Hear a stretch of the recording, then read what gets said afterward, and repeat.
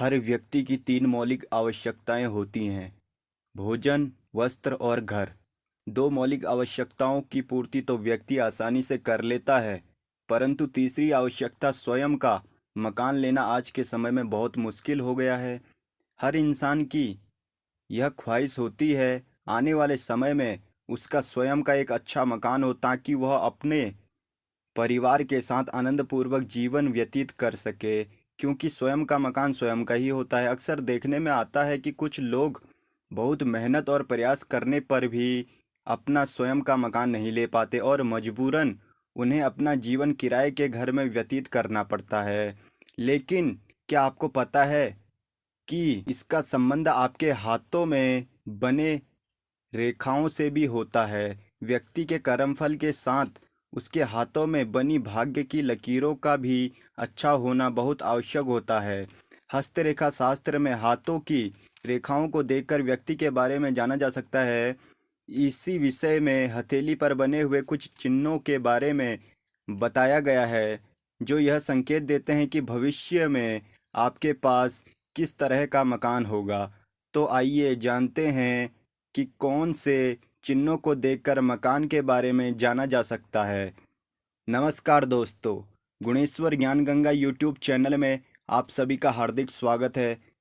दोस्तों, वीडियो पसंद आए तो लाइक कीजिए, सब्सक्राइब भी कर दीजिएगा। अंगूठे का आकार छोटा हो या अंगूठा कम खुलता हो। अंगूठे का आकार इस प्रकार से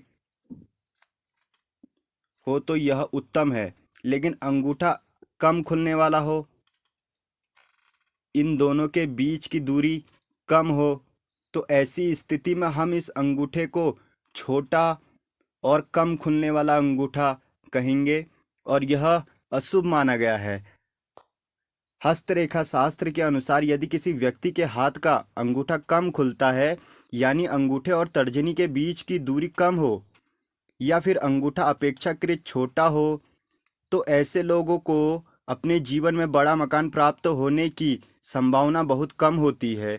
ज़्यादातर इन लोगों का जीवन छोटे मकान में ही व्यतीत होता है। मंगल पर्वत का ऊंचा होना। भूमि भवन वाहन का सुख यदि किसी जातक ने देखना हो तो उसे विशेष रूप से मंगल पर्वत का अध्ययन करना होता है। मंगल देव, जो कि भूमि भवन वाहन के द्योतक हैं, यह दो स्थान मंगल पर्वत कहलाते हैं। हथेली में यह दोनों ही स्थान मंगल पर्वत कहलाते हैं। यह है भीतरी मंगल, जो आपकी शारीरिक रचना को दिखाता है।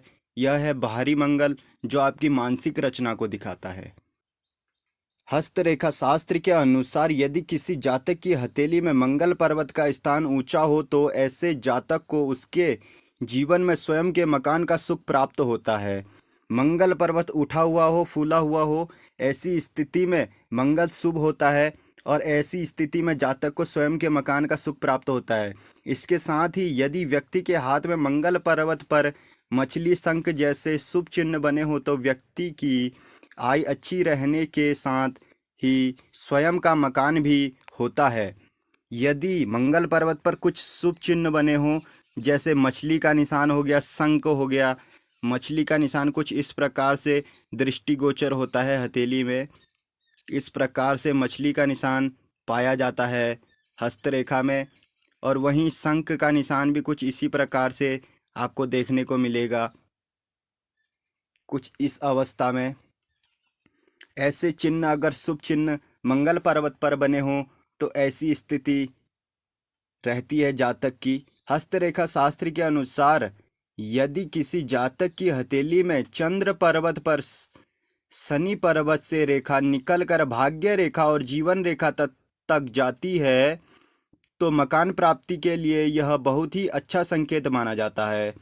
ऐसा जातक भूमि ना खरीदकर बना हुआ मकान खरीदते हैं।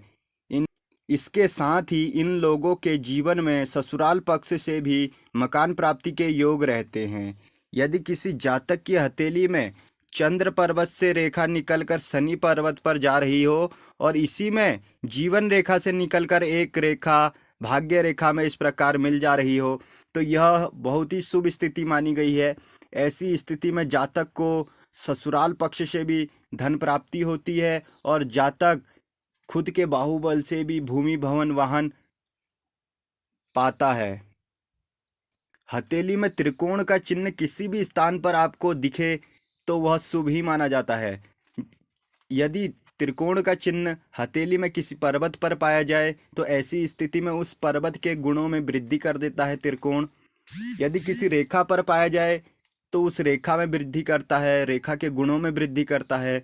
हस्तरेखा शास्त्र के अनुसार यदि किसी जातक की हथेली में एक से अधिक भाग्य रेखा हो या फिर जीवन रेखा पर त्रिकोण का चिन्ह बना हो तो ऐसे जातक अपनी मेहनत और लगन से एक अच्छा मुकाम तो हासिल करते ही हैं, साथ ही साथ माना जाता है कि इन्हें कम आयु में ही मकान सुख प्राप्ति होती है, लेकिन अपना मकान खुला हुआ स्थान पर बनवाना पसंद करते हैं। ऐसे लोगों को खुली हुई जगह पसंद होती है और यह एक छोटी स्थिति में ही अच्छा मुकाम हासिल कर लेते हैं और सफल होते हैं। एक से ज़्यादा भाग्य रेखा हथेली में पाई जाए तो एक से ज़्यादा भाग्य रेखा, यदि एक भाग्य रेखा आपके हाथ में चंद्र पर्वत से निकल गई, एक भाग्य रेखा जीवन रेखा से निकलकर शनि पर्वत में चली गई, कुछ इस प्रकार से दो रेखाएं निकलकर चली गई, एक रेखा राहु स्थान से निकलकर चली गई, तो ऐसी स्थिति में अनेकों भाग्य रेखाएं हो जाती हैं। ऐसा जातक अत्यंत ही सौभाग्यशाली, अत्यंत भाग्यवान, चतुर और सभी सुखों को पाने वाला होता है। अंगूठे के पास की रेखा। हस्तरेखा शास्त्र के अनुसार यदि किसी जातक की हथेली में अंगूठे के पास से ऊपर की ओर को जाती हुई रेखा हो तो व्यक्ति के जीवन में स्वयं के मकान का सुख रहता है, लेकिन ऐसे लोगों की 34 से 48 वर्ष की आयु में स्वयं का मकान बनता है।